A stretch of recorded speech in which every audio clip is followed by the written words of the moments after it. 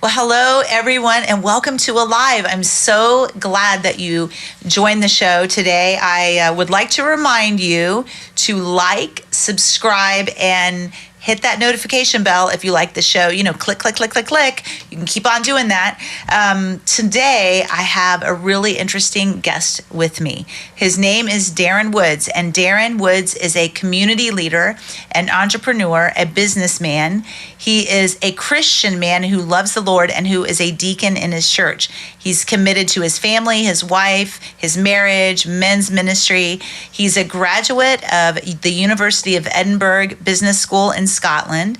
He's the chief executive officer of ProVets Group and the president of the Black Venture Fund and a lot of other things. But I am very happy to welcome Darren Woods to the program tonight. So glad to have you, Darren. Thank you. And also we have Pastor Brian James, who is joining us for the show tonight. So welcome, Pastor Brian. Glad to be here. We're going to be just talking about business. We're going to be talking about how you bring your faith into your business, how you walk like that. We're going to be talking about family, and we're going to be talking about discipleship and all kinds of things. We could go on a lot of different tangents today. So what I wanted to do is I wanted to start with the Black Venture Fund, because a lot of people won't know what that is. And I would like for you to explain what it is, and then we'll kind of get into the why you're doing it. Okay. Thank you. The Black Venture Fund was started approximately a year ago. And it really was a conversation between Rick Lee and myself. And Rick Lee is the president of Citizens Bank. Okay. And we were just having, we're friends, and we were just having a general conversation about the state of things in the nation. And Rick was trying to get an introspective on why certain things happen. So our discussions, we talked about systemic racism. We just talked about a lot of the topics that are normally very uncomfortable between Black and white people. And I hope we can talk about some of that today. Yeah, absolutely. Yeah. So during the course of the conversation, Rick said, "What can I do?" He said, "I don't really want to stroke a check." And I said, "Well, Rick, we really don't need a check." I said, and then we talked along the business lines. And I mentioned to Rick that 9 out of 10 African-American businesses in the United States fail. There are approximately 2.5 million small businesses that are African-American or minority-owned. I also shared with him that 80% of the small Black-owned businesses, the owners don't pay themselves a paycheck. So our discussions revolved around that topic. So he wanted to know why. I said basically it's an issue with education, and for whatever reasons, systemically, we as African Americans really haven't had a lot of role models in that area that have been successful. So the generation legacies haven't been passed along. So from that conversation was how Black Venture started. So Rick was able to solicit. He joined forces with Fairwinds Bank, Larry and Phil, who is the chief executive officer and the COO, and he got the support of his organization. So shortly thereafter, we brought on Leslie Gray. They sponsored us, and we also like to thank First United Church because what you guys open up your facilities. Unfortunately, we haven't had the opportunity. We're looking forward to that. But so that's how we got started. We formed a nonprofit. We started out with we got the opportunity, which is unique, to pick our board members. We have a diverse group of board members in from all of them are top flight executives, but all areas of different giftedness. So that's how we sort of got started. Well, so you allowed me the opportunity to see one of your sessions. Yes. And I was telling you earlier that it was like the subject that you were sharing, it was about ethics and morality. What's the difference? And then how does that fit into the workplace? And I said, I felt like I was watching like a master class on how you can be a Christian and how do you operate in the world, and what are the questions and the issues that you're going to run into. As a matter of fact, I'm going to read these so people know a couple of the questions that you were asking your students. What do you see as many spiritual, ethical, and moral challenges facing entrepreneurs and small businesses today? How can or does deep spirituality impact or add value to our businesses? And is there a way to visibly distinguish between a secular and a Christian-based business? And then your panel, when you were one of them, would answer the question. So there were different points of view. And I felt like that could apply to everyone. Like I was learning and from all of you. So it was excellent, professional, and it is just super well done. So I can't say enough about how good it is. I'm excited about the opportunity to open up this facility and go, let's do it, Yes. So how many students are in one of the sessions? Normally we have 16 cohorts. That's what we had in our first session. Wow, that's good. And we had 14 graduate. So the businesses are a range of different businesses, from healthcare to school to smaller businesses. So and what's interesting is we have a lot of young people as well that are eager and really want to learn how to operate a business utilizing Christian values. So you have a lot of experience in business. Did you want to ask him anything? Because I'm going to kind of take him back to, and because I want everybody. I want to know more about him. Yeah, so let's give you, before we get into all of your background in business, because you have a lot. Yes. But just let people know. So you are from Bermuda, is that where you said? Yes, I'm from Bermuda. And then how did you end up in the United States? Well, I ended up in the United States attending a small liberal arts college in Texas called Ambassador College. And I was, my goal, and my father is 87 years old, my mom's 82. I think they're still with us. That's wonderful. But my father really impressed upon education. So I wanted to be the first generation in my family to attend university. So I went to Ambassador, which was a liberal arts college, but it was out in the middle of nowhere. And that's how I ended up in. And you were young. Yes, yeah. I was 15 when I attended Ambassador College, and I turned 16 shortly thereafter. So you were younger than most students here because the education in Bermuda is such a high standard. Is that right? Is that part? Yeah, that's part of it. In that I was young, but I wasn't really prepared for the United States because when I first arrived here, I had never taken a multiple choice exam. Yeah. So on the British system, if you had a grade of 78, or between 70 and 80, that was an A, but it was all comprehensive. Yeah. So the first exam I took, I think I got a 78, and I saw it was a C. But I had never taken a multiple choice. You said something super interesting. I think it was in the video or the training. You were talking about how the liberal arts college gave you all of the words of Christianity, grace, faith, all of those things. Yes. But something happened when you went to Edinburgh and you were getting your master's. That you were in a business. And it changed everything. What was that you were talking about? Well, when I went to your MBA, right? Yeah, MBA. But in liberal arts college, first let me back up a little bit. When I went to Big Sandy Ambassador College, I wanted to be a pastor. I wanted. Really? Yeah, But what's wrong with you? But after the first semester, I said, "This is not for me." Hallelujah! I'm out. My biblical knowledge was lacking, and I went the business route. But when I went to, and then I ended up going to Troy State University. Okay. And then from there, I went on to University of Edinburgh. The biggest difference was that in University of Edinburgh, it's in the top 20 business universities and graduate programs in the world. Everything was about making money, and making money at any cost, at any expense, and there was very little. You really didn't think about people.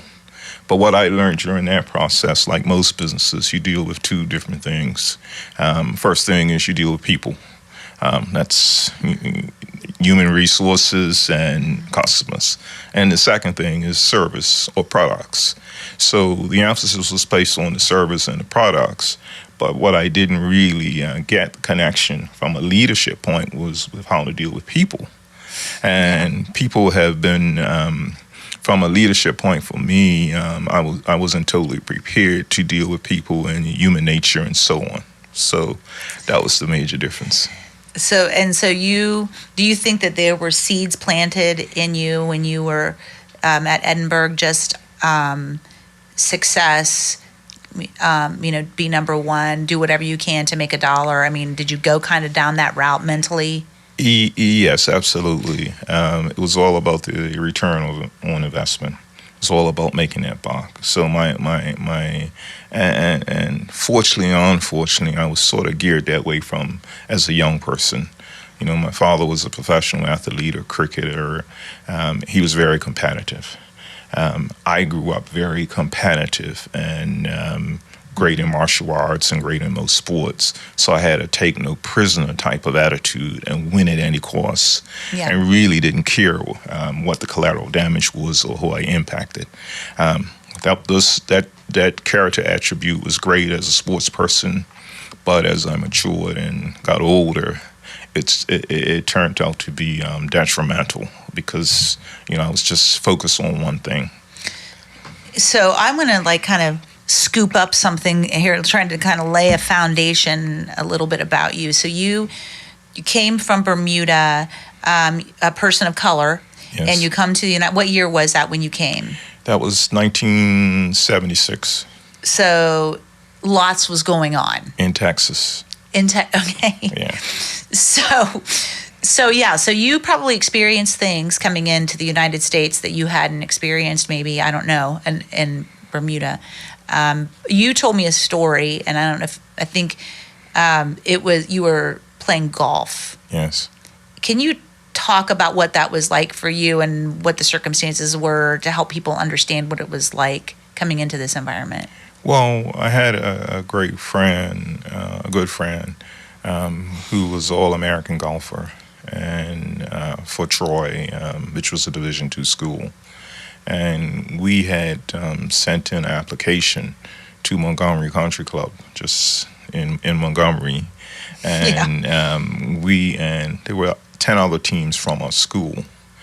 But when we got to the course, they accepted us. We sent in the fees and everything else. When we got to the golf course, we saw everyone looking at us. And at that course, had a lot of judges, doctors, and politicians, but people were influenced. And so after we hit balls, the pro came up. And he said, "Can I have a word with you boys?" I said, "Okay." He said, "We've never had your kind play at this golf course before." And Kim is a little bit more political and sensitive and had gone through this because he attended Troy as a golfer a year before myself. So I asked him, "What do you mean?" He said, we've never had any blacks play, and you boys are not going to be able to play." And I said, "What do you mean? Why?" I said, "He's an all-American golfer. I'm a scratch player, really good golfer, and we're going to play." So my friend Kim said, "No, we're not going to play because the school we went to was one of the ones that George Waller's, and it was, we saw the statues and we saw everything else. He said, and my nickname is Buck. He says, Buck, we're not playing. I said, we are playing, and if you, Father, can see me, and I was unsaved, Father can see me beat you in front of all these people, or we're going to play. So then, I was a little bit more mouthy than most, and I asked the pro, I said, well, if you're going to do that, then I'm going to call every newspaper in the United States. So we ended up playing. Yeah. I mean, I say that because people, I think they need to understand, see, all of these things factor into your life and who you are now. Yes. And they build this foundation. I just read for one of my classes in ethics on the letter from Martin Luther King from the Birmingham jail. I also read his speech/sermon about the Vietnam War, but like hearing some, but especially the Birmingham jail one, I was just like really touched by that. But you came into it, so you had a little different attitude probably because you weren't raised in it. No. And so you came and you're like, wait, but that had to be very painful for you. Yeah, it was extremely painful because I had gone to a all-boys school in Bermuda, which was the top elite school. So I went in when the school, during segregation, when they allowed black students to come in. So just after segregation, I was in the second class, and it was a very elite school. So, but the fortunate part was that the leaders in Bermuda, black and white, knew that the only way the island could survive if we had some common decency and some understanding, and allow blacks to join the civil service and created opportunities. Yeah. So it was a challenge for me because my father was a police officer.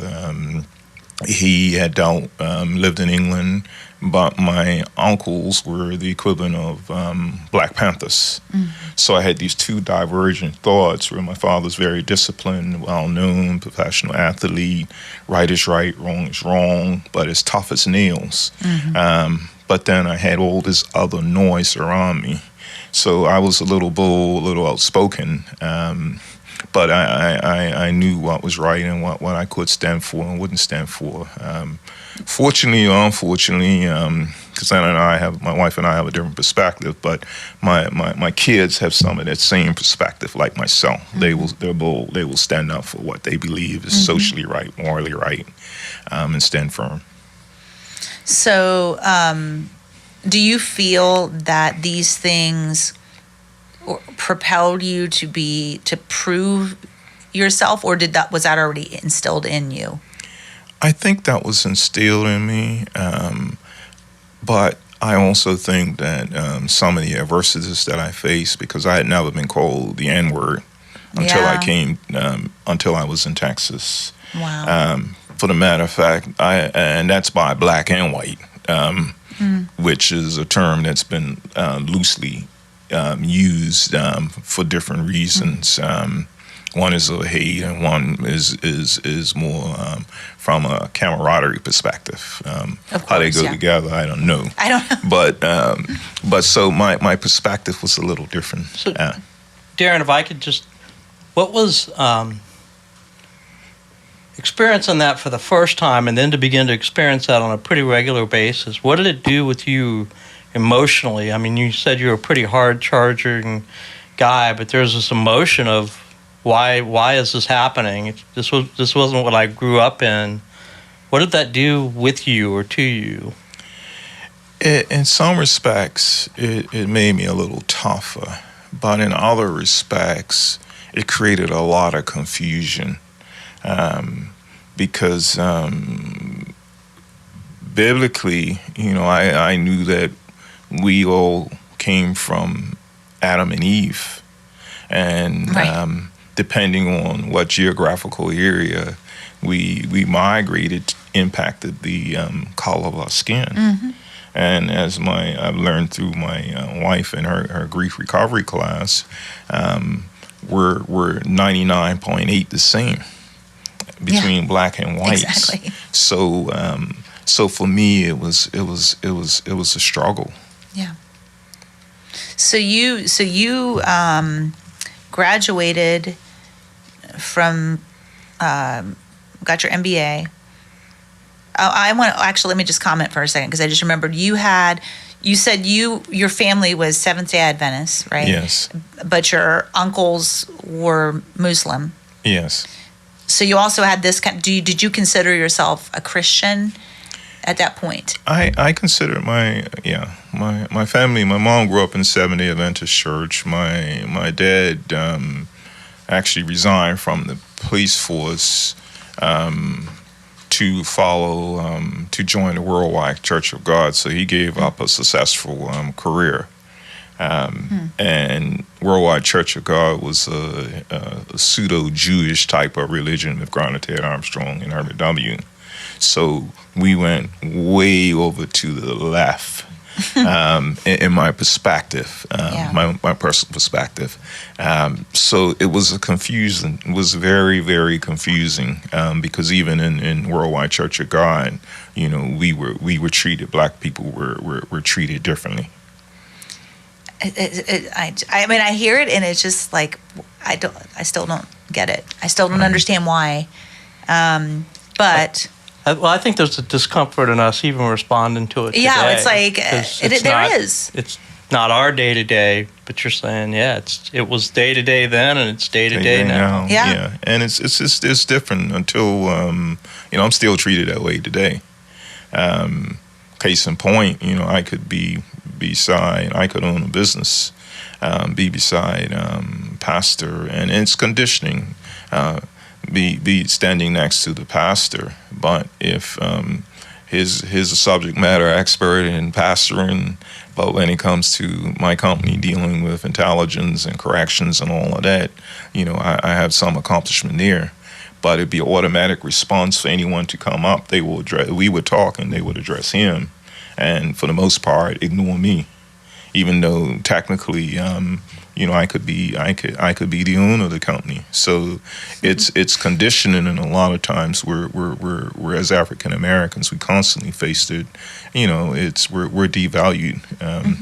So it's a conflict. It's in a much lesser level, because I'm a female and I'm a pastor. Yes. I get that. Right. And even like I'm definitely in the minority, and I am discounted. It's looked at. You are in Oviedo. I mean, totally. And like, I remember one of the very few female pastors. Yeah, one of the gatherings, I remember, like, they called all the pastors to come up and stand, and I was the only female, and I remember everybody was like, "What are you doing?" And I'm like, "I'm getting in here." I mean, I had to go through my own exegesis, all that study to because I wasn't raised to believe that that was acceptable, and I had to research the scriptures on my own because I believed with all my heart God was calling me. I'm like, but God, that doesn't sound right. But I don't need to get into that now. But the feeling of being less than, to people making assumptions that you're not qualified or you couldn't be the one, and to a small degree, I do understand, and it's a real weird feeling. It's just a weird. Well, I think as Caucasians, we automatically want to push back on hearing that word systemic. Right. Because we're like, well, I'm not part of any system but you're saying it's just the nature of people that we've fallen into this pattern. And you see it and are much more aware of it, and we tend to ignore it because we're on the opposite end of it. Yeah. Thank you. Yeah, and to that point, I mean, when we look at condition, I'm conditioned. Because the same example you were talking about, or the same experience you related to with other pastors, I'm guilty of that myself. I'm guilty of that with my wife. And it comes home. She has 40 years, 35 years, 40 years of corporate experience as a black female, the first in her areas of competency, and we could be talking about HR issues. And I'm married to a lover to death, but I will. And she's in the room if anybody's she's in the room. You better say this Watch right. yourself. But I will dismiss her value. Yeah. And we've had to deal with that even as husband and wife from a corporate point of view. And she would say, "Look, buddy, I got this. Right. I've seen this happen before." So it's that conditioning and that human conditioning and that human nature and the male ego and all of that, those things play out in my own life, and I'm reminded. We all have that, yes. So how does that create barriers when you talk about something like Black Venture Fund, and you're trying to create a system where young entrepreneurs can come up? Where does the roadblock for that to happen when it comes to race or? Well, the roadblocks there are a few different roadblocks. The first one is finance. The average white family has a 10 times net worth value of the average African American. Average white family has a net worth of $180,000. Average black family, African American family, has a net worth of $9,000. So, and that's for a few different reasons. Some of it is our own fault because, and this may not be popular, but we may have the wrong priorities in place, and some of it is culturally generational with stuff and things and things that have no substance. And I'm saying that as an African American. Mm-hmm. So the difference is the value system. The difference is the mindset. So what we at Black Venture Fund try to do is to change the mindset. If we can change your mindset and educate you and provide you the tools in your tool belts that you need to survive, and to be and done, our motto is, we'll give you a handout, but we're not going to give you a handout. So we have all of these different speakers that come in who are successful black professionals and business people coming in to say, look, don't use your blackness as a default card. As a card to don't cry, you have to take responsibility for your own actions. You need to be educated while worse, and have great character, and God will open up all the other opportunities. But you need to get in the game, and you need to have the tools to succeed. Yeah. So that's the difference. That's what they hear from all of us, and our goal is to provide the education. We will assist with providing you that education and tools to be successful. I mean, I think that's amazing. I was reminded of my father, who was raised in West Virginia, coal mine. His grandfather was a coal miner, and my dad told us when we were kids. He said, because he left he quit school when he was in 8th grade to help, because they were the poorest of the poor in all of where he lived. And that's a very poor area. And he decided that, when he was, I think, 16 years old, he drove to California. And he said, I knew I had to leave the environment that I was in, because if I remained in that environment, that I would become that. And so, my father left, and then he never went back to where it's not that he was trying to avoid, he was trying to change his mindset. He knew he needed to leave in order to do that. Yes. There's a built-in thing in in all families, and sometimes we don't even know that it's there. Right. But the training, what a beautiful thing to offer that to young people. Yes. And get them while they're young, yes, before they develop anything further. You went from so you have this background, kind of going back to your life now, and were you successful when you were first started? And what was your first job? What did you do, and how did you? My first job was in banking. From a society perspective, I was very successful, done well, great results. But from a character with that success and that pride and that ego brought a lot of failures in my life. So unfortunately, I ended up getting divorced, getting fired from my job, and losing my house. And, when I was basically financially, morally, and emotionally bankrupt after going through those experiences.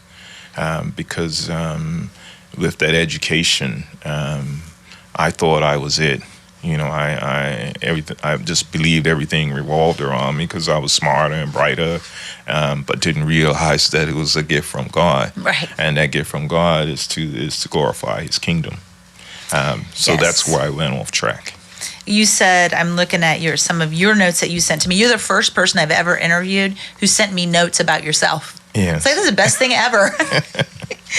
You said your story is a life full of pride, shame, regret, grief, guilt, selfish, big ego, and my testimony about the consequences of sin in my life. Yes.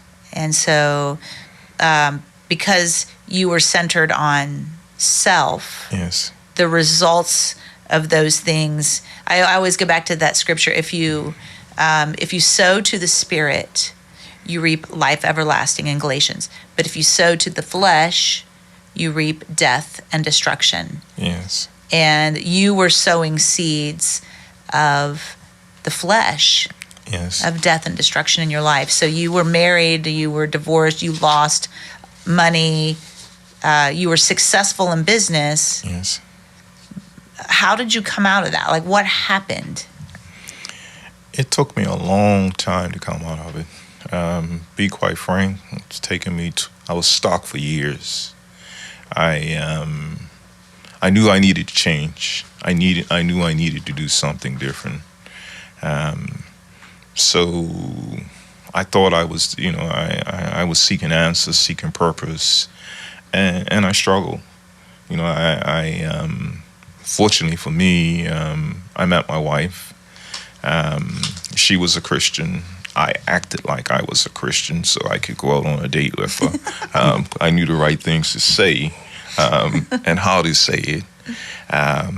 But what ended up happening was that, I was just stuck. I carried around that shame. I carried around that guilt. I carried around all of these things that had happened to me. And unfortunately, I brought a lot of that into our relationship. So as I joined the church. Really, very little of my effort was, I became a convert, but very little of my effort was based on discipleship and having that relationship with Jesus Christ. So, I was the type of Christian that could say the right thing, had all the cliches, been on mission trips all over the world, involved in so many different nonprofits, so many things from a worldly point of view. But as a disciple and understanding my purpose and having that relationship, I just didn't have it. And I spent 18 years in where exponentially I may have only grown 1 year, but I have been 18 years saved. But from a relationship point of view, Jesus really didn't know who I was. Yeah, I love the difference that you pointed out between a convert and a disciple. Yes. A person who sits at Jesus' feet. Yes. My dad used to say that there's a lot of people who come to a knowledge of Jesus, but they don't come to an end to themselves. Yes. And so it sounds like that unfolded for you over time. You had to become convinced that knowing Jesus wasn't the same as following Jesus. Yes. Yeah, absolutely. You said in some of I like this, that you were baptized a second time. The first time did not stick. Yeah. Yeah. This sounds like the second time you're like, I know exactly what this is. I want to do this, Well, how I look at that was I got baptized, but what I didn't understand was that it's a process. Yes. I just thought that, I was going to come out. I was no longer going to be angry. Right.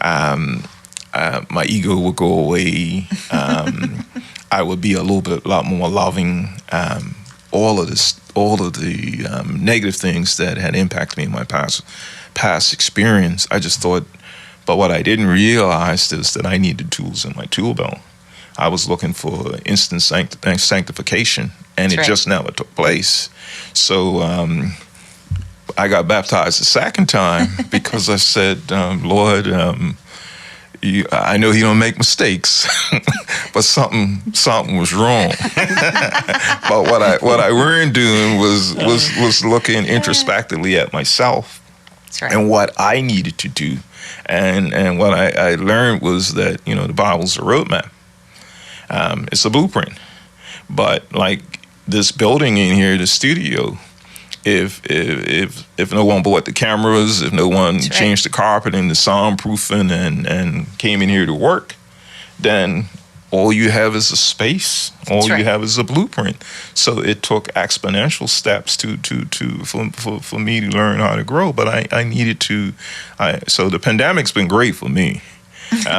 Because it forced me to hear. I got the opportunity to hear other pastors preach. Look at introspectively, and it's been a major growth period. Yeah, I was thinking. There's a scripture, 2 Peter. Chapter 1, I'm going to read this out of the New Living Translation. And as United Methodists, we're all about, sanctification and grace and all that stuff, and the process that you go through as Christians. And here's what this says. It says, by his divine power, God has given us everything we need for living a godly life. So it's all there for us, right? We have received all of this by coming to know him, the one who called us to himself by means of his marvelous glory and excellence. And because of his glory and excellence, he has given us great and precious promises. These are the promises that enable you to share his divine nature and escape the world's corruption caused by human desires. And here's what it says. In view of all this, now that we know that, who we are in Christ and what he's doing in us, make every effort to respond to God's promises. Supplement your faith with the generous provision of moral excellence, and moral excellence with knowledge, and knowledge with self-control, and self-control with patient endurance, and patient endurance with godliness, and godliness with brotherly affection, and brotherly affection with love for everyone. And the more you grow like this, the more productive and useful you will be in your knowledge of our Lord Jesus Christ. But those who fail to develop in this way are short-sighted or blind, forgetting that they have been cleansed from their old sins. Wow. It's like one of my favorite, go-to, the process it takes, believing who we are, believing the promises, and going through this, and it's almost like circular. You kind of can go back here and then come over here, and it just keeps going and going, and learning and becoming. Our knowledge of and our faith is growing, and as we're growing, we're becoming more loving. We're becoming we're showing the fruit of the Spirit more. All of those things. Yes. So anyway, I just had to throw that scripture in there. So you had. You were talking. Let me see. Where's some of my notes here? You talk about. Actually, let me let you talk about something that I wasn't going to, but you told me a story also that you are ministering. Your business has to do with prisons. Yes.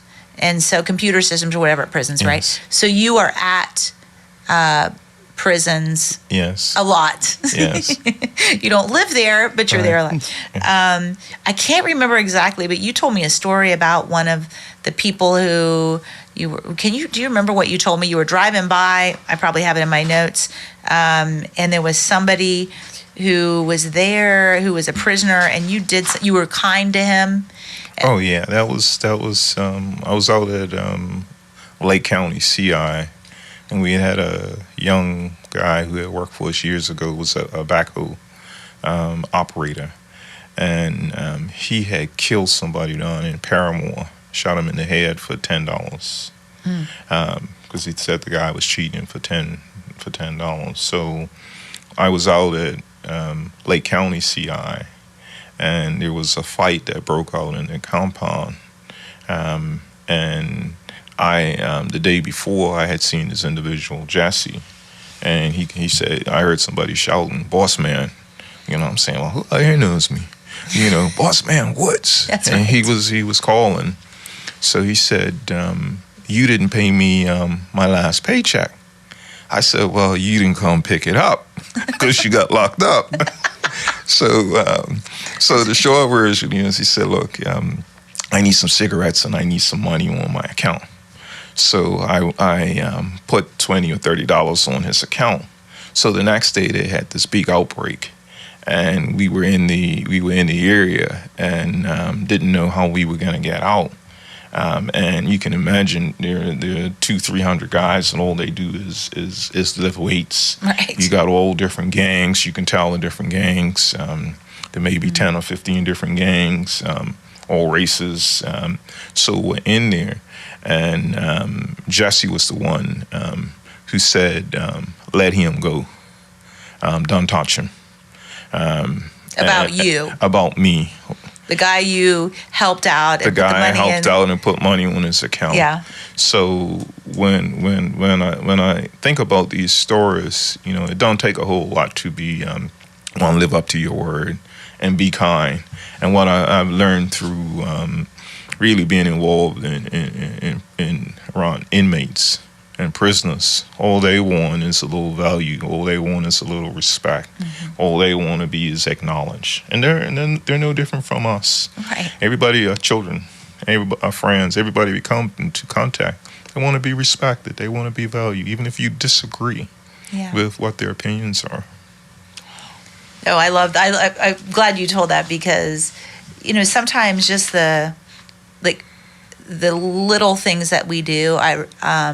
I remember there was a woman in Tampa one time, and I was walking into the store, and it was like 9 p.m, right before the store closed, and she started walking toward me, and I automatically made a negative assumption about her. Mm-hmm. I don't know how to describe it, but like, she's gonna look for something from me. She came up and she was handing me her driver's license, and she said, "I'm this person." Like, she wanted to show that she was really her, and she said, I need food for my kids, and can you give me money?" And I thought, what is she? She probably doesn't have any kids. And I went to this negative space, and I said, you know what? Come in the store with me and get whatever you want. So she went in, and I filled the cart and got her a bunch of stuff. And we were leaving, I said, I smelled cigarettes. Mm-hmm. And I said, because of the book, Same Kind of Different as Me. Same Kind of Different because as of Me. that book, I said, would you like some cigarettes? And her face, everything changed. Uh-huh. At that moment, like, she wasn't going to ask me for cigarettes, but because I smelled cigarettes, I knew she smoked. And when I said that, and I thought, God, who am I to be so judgmental of a person, you know? And so I bought her cigarettes, and I went out, walked her out to the car, and her car was filled with kids. Wow. And so I'm like, you know, sometimes I will jump to a negative conclusion of what is happening, but if every once in a while, if I stop and just ponder and just try to be kind, right. You know, like you said, I mean, I don't do it enough. Right. But that's the goal. That's what that scripture is about, you know, brotherly love. That's where we end, with love for everyone. That's what that scripture says. But one of the things I learned, you got to love yourself too. And you've got to learn how to forgive yourself.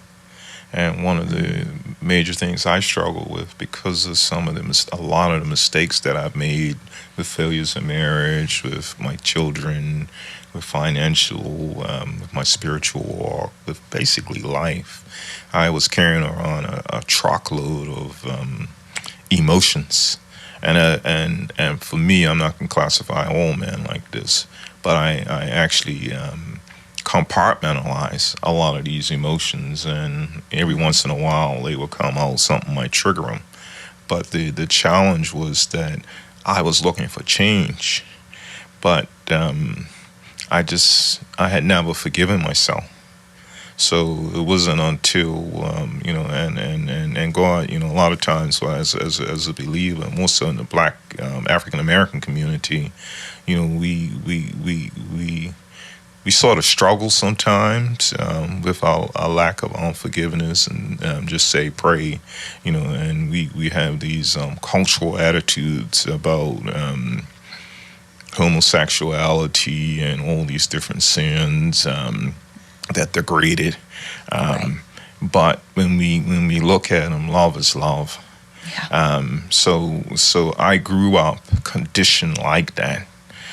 Conditioned that there are things that I just couldn't accept, and when I look at myself, who's committed adultery and been divorced, what makes this different from any other sin? Sin is sin. So but because of these deeds and my actions, I had to really learn how to forgive myself. And it wasn't, and I'm plugging my wife, but because I could never figure out the why. I could never figure out why I got so angry. Mm-hmm. I could never figure out why I go to this automatic default position. That's right. Why I respond, and it took a long time, but I had to forgive myself. I had to give myself for walking away from my youngest son and my marriage to my first wife when he was 6 months old. And I was selfish, and I tell anybody, sin is great when you're doing it. When you're having an affair, or whether you're drinking too much, or you're smoking, or whatever it is, it's great at the time. But there are consequences. That's right. So, and I often look at Jesus Christ. He died on the cross for us, for forgiveness. He forgave us. So. But for 40 years, I didn't want to talk about it. I carried all this stuff in me, but it was unresolved grief. I had so many issues that I was that's grieving really good. over. Unresolved grief. Yes. So that it was unforgiveness and grief over pain you had caused or decisions you had made and people you've hurt. Yeah. Yeah. Yeah, I was stuck. Yeah. And believe it or not, my wife Anna is a life and grief coach, and she's very good at it. And people ask her, why is she so good? Part of it is our corporate training, but jokingly and seriously, she say part of it is I've been married to Darren Woods.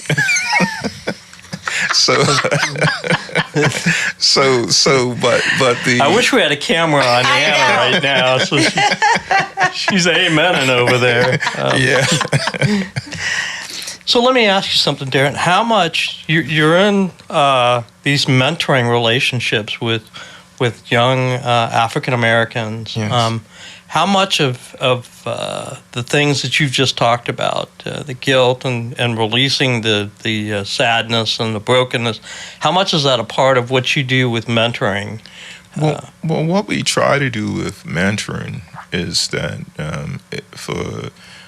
it's about the relationship with Jesus Christ. So part of me, when I'm involved, I share my struggles, I share my successes.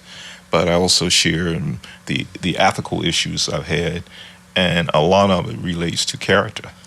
Yeah. And so what we advise them and suggest and promote is that when you talk about character and business, the greatest role model of all was Jesus Christ, and He gives us those tools that we need. And those tools that we need, if we look at the 3 years that the Bible talks about His walk on earth, is really everything that we need. So that's what we promote. It's all in the Bible. It may be applicable in a different way, but it's still applicable. Mm-hmm. So it's important. It's important. Well, that can only happen in the context of relationship.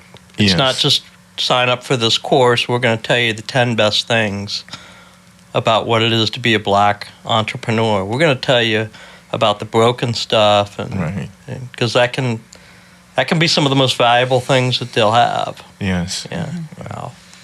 Yeah, because they will inevitably, young entrepreneurs can easily fall into the trap of greed and. I mean, there's so many paths that they can go down, or trying to be the best at something, stepping on top of other people to get to where they want to be. You are a deacon in your church. Yes. And how do you feel about that? Do you like being a deacon, or you you feel? I'll let you answer. I'll quit interrupting. That's a tough one. And it's probably tougher at this time.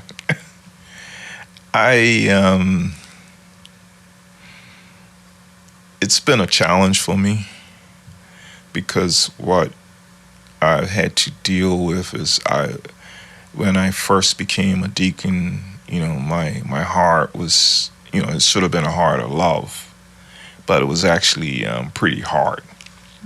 So what I didn't understand, even though I thought I understood, was what was involved in being a spiritual leader and how tough it is and the people that you deal with.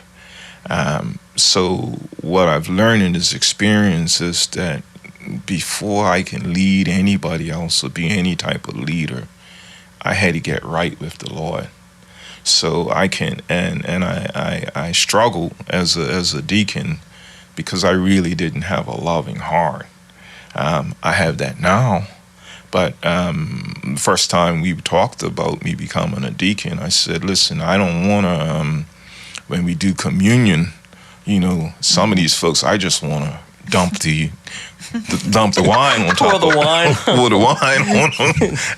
And I don't like them like that. Come on over to our church. You can serve it here. Yeah. You can throw it on everyone. Yeah. So it was hard. It's been really hard.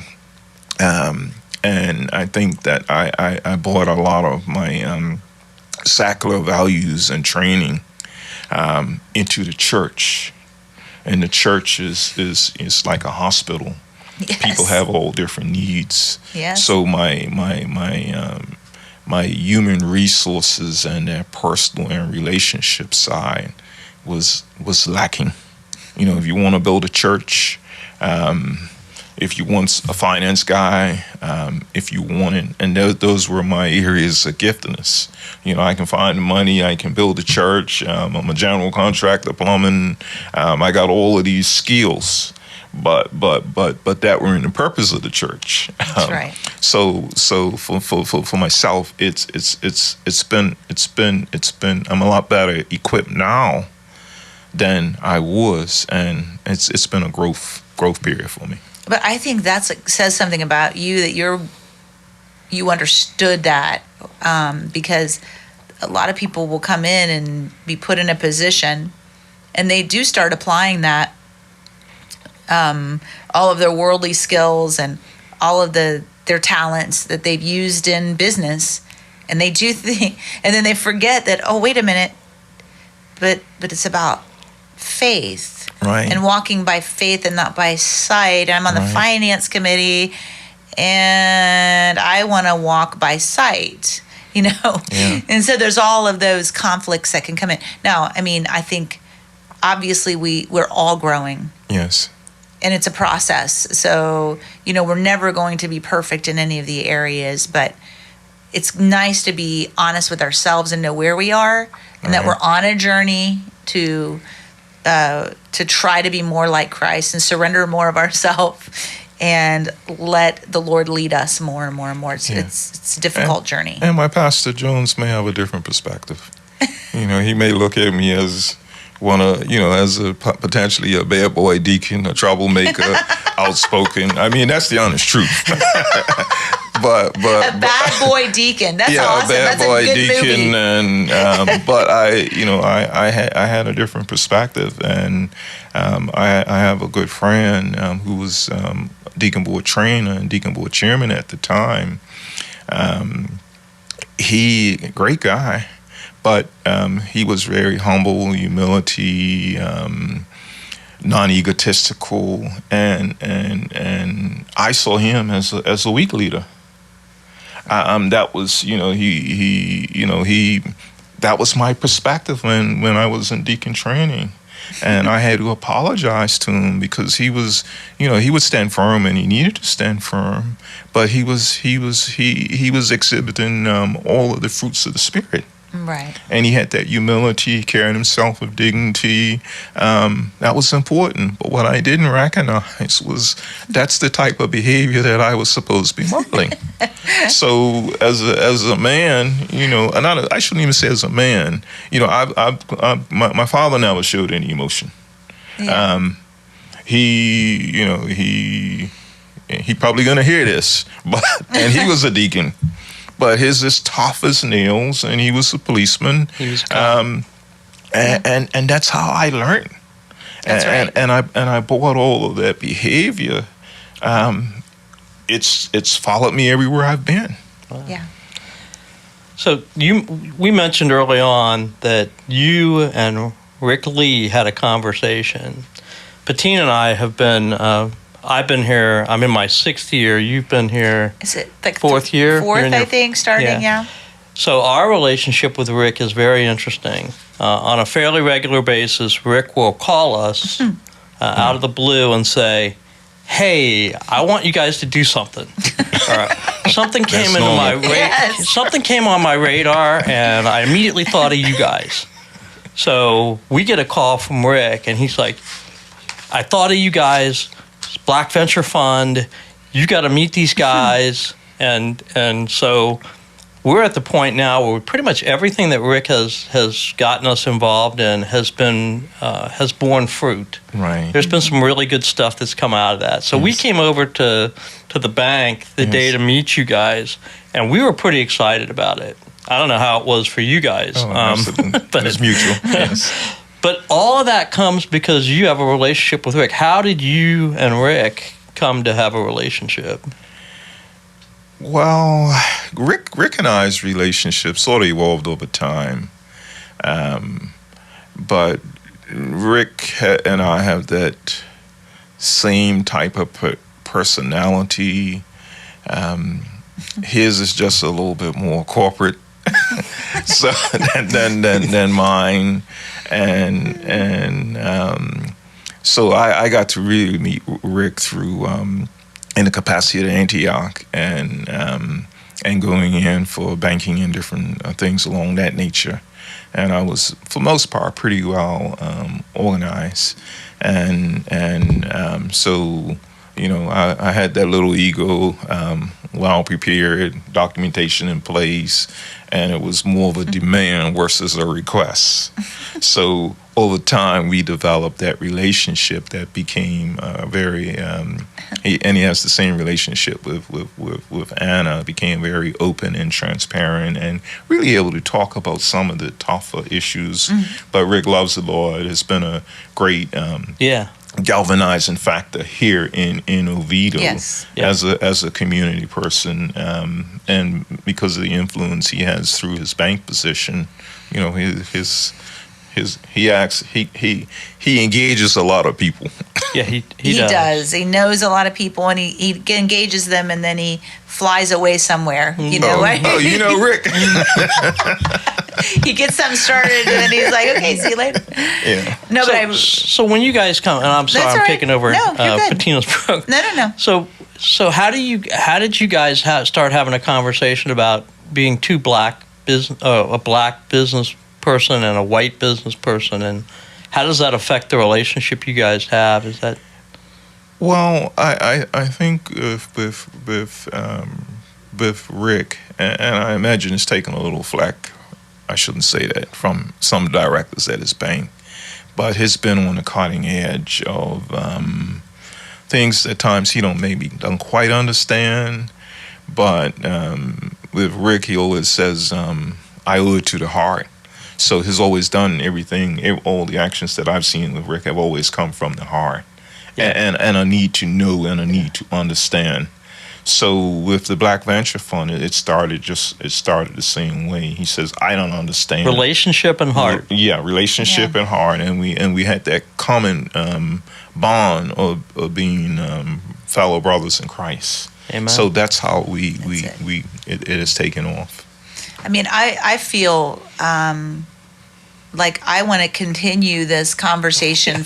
Yeah, are we in the second hour now? Yeah, I want to like keep going on. I'm serious, and I really do want to bring Anna into the conversation the next time. So don't think you're off the hook.